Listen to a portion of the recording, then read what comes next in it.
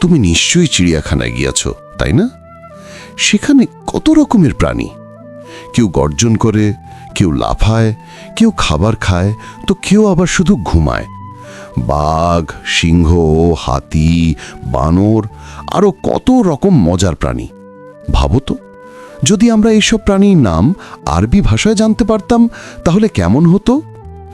আরবিতে প্রাণীর নামগুলো বলে আমরা আমাদের বাবা মা ও ফ্রেন্ডসদেরকে চমকে দিতে পারতাম।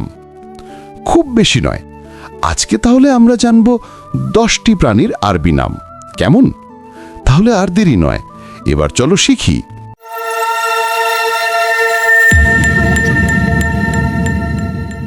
নামিরুন, বাঘ।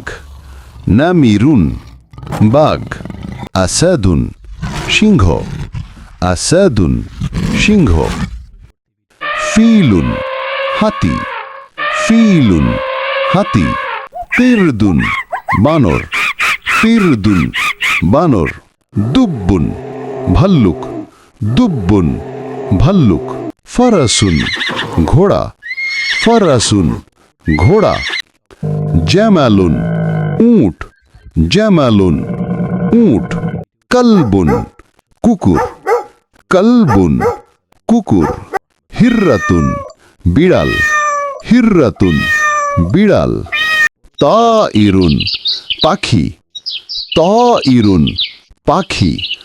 দেখলে কত সহজে আজকে আমরা আরবিতে 10টা প্রাণীর নাম শিখে ফেললাম।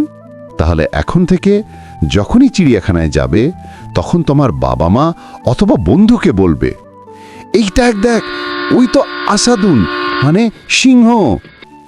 তখন সবাই অবাক হয়ে যাবে। আর হ্যাঁ, আমাকে সাথে নিতে ভুলো না কিন্তু। কি কেমন লাগলো আজকের লেসনটা? আশা করি অনেক এনজয় করেছো। এভাবেই একটু একটু করে আমরা অনেক দূর আগাবো ইনশাআল্লাহ।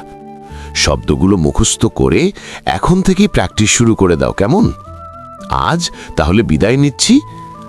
আবার দেখা হবে ইনশাআল্লাহ নতুন কিছু লেসন নিয়ে। ভালো থেকো কিন্তু।